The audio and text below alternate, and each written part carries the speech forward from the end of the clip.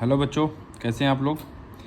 देखिए कई सारे बच्चों का जो है एक डाउट्स आ रहा था, है ना, laws of reflection in vector form के लिए। ठीक है, आइए तो उसी के लिए एक छोटा सा वीडियो है, एकदम पूरा वीडियो को शुरू से लेकर आखिर तक देखिएगा, है ना। आइए देखिए, जैसे सबसे पहली बात बच्चों जैसे समझते हैं आप लोग, है ना, ये आपका जो है एक मिरर हो गया और ये आपका हो गया इंसिडेंट रे, ये आपका रिफ्लेक्टेड रे, ये आपका होगा नॉर्मल, है ना। तो अगर हम लोग जो है इंसिडेंट रे के अलोंग जो है एक वेक्टर मान लिया unit vector A cap, and reflected ray के अलोंग मान लिया ई कैप, एंड नॉर्मल के अलोंग जो है आपका होगा एन कैप। ठीक है बच्चों, तो बेसिकली उसी को जो है हम लोग बेसिकली देखिए क्या होता है आपका जो है मेन जो लॉज ऑफ रिफ्लेक्शन है वो क्या है, angle I is equal to angle R. ठीक है ना, वही चीज़ यूज़ हुआ है। ये थीटा है तो ये भी क्या हो गया बोलो, थीटा हो गया। ठीक, अब देखिए क्या करते हैं, वेक्टर कैसे इन्वॉल्व कराते हैं।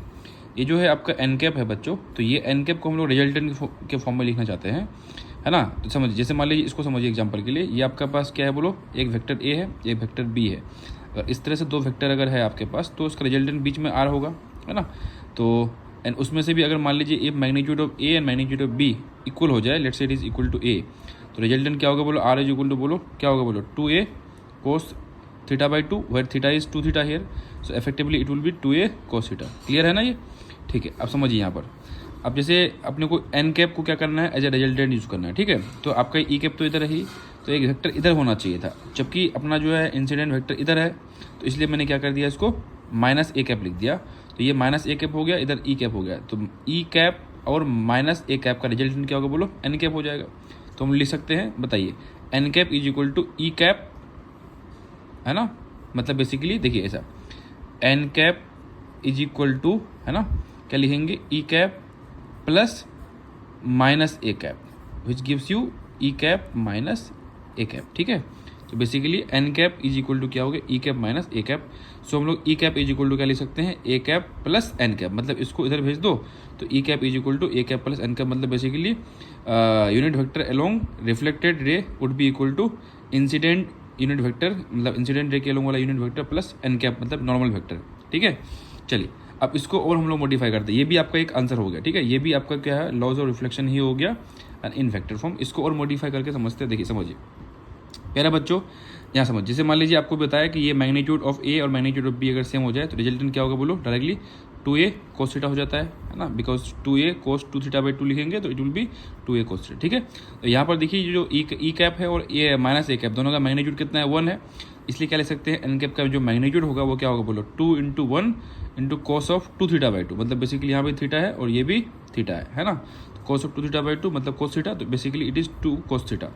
कहने का मतलब जो एन कैप है, इस एन कैप का मैग्नीट्यूड कितना होगा, 2 cos थीटा हो जाएगा।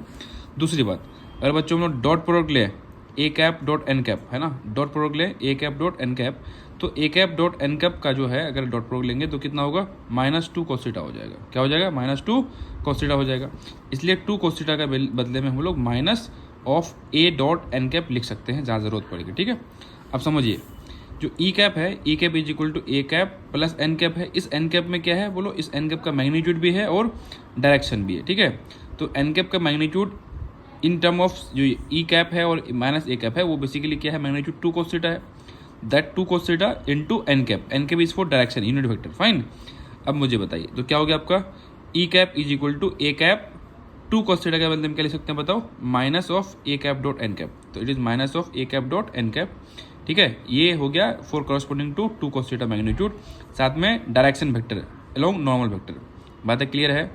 ठीक है, तो ये आपका हो गया बोलो laws of reflection in term of vectors, है ना, of incident ray, reflected and normal. Fine, आइए प्यारे बच्चों इसी को समझने के लिए क्वेश्चन करते हैं हम लोग। देखिएगा यहाँ पर एक क्वेश्चन है, देखिए, the incident ray, reflected ray and the outward drawn normal are denoted by the unit vectors a, b, c respectively, then choose the correct relation for these vectors। मतलब आपके पास ये सारे ऑप्शन है ना, ये देख लीजिए आपके पास क्या है option, b is equal to A plus 2c, b is equal to 2a plus c, b is equal to a minus 2a dot c into c, इस तरह से। ठीक है बच्चों, अभी हम लोगों ने बात किया, देखिए जस्ट अभी जो है रिलेशन क्या था बताओ, जो आपका जो है रिफ्लेक्टेड जो है जो वेक्टर है basically e cap is equal to incident वाला a cap minus a cap dot N cap into n vector. Fine, n cap vector, तो बेसिकली यहाँ पे जो है आपका रिफ्लेक्टेड कौन है बताओ, बी है ना, रिफ्लेक्टेड कौन है बोलो बी, तो क्या होगा बताओ, B cap is equal to हो जाएगा, इंसिडेंट वाला कौन है, ए कैप माइनस 2 इंटू बोलिए a cap dot N cap, right, into c cap. समझ में आया बच्चों, ठीक है, इंटू सी बेसिकली। तो इसी को जो है लोगों ने यहाँ पर जो है क्या कर दिया, एन को सी बोल दिया है ना, ये बेसिकली सी वेक्टर है। क्या आंसर होगा बोलो, b is equal to a minus 2 into a dot c into c हो जाएगा, ठीक है। और ये क्वेश्चन जो है जेई मेंस 2021 में आया हुआ है, ठीक है बच्चों। तो उम्मीद है कि आपको ये समझ में आया होगा, ठीक है। अगर आपको समझ में आ गया होगा तो वीडियो को जरूर लाइक एंड सब्सक्राइब करें, लाइक और शेयर करें जरूर, ताकि ज़्यादा लोग उसको समझ पाएँ, ठीक है बच्चों।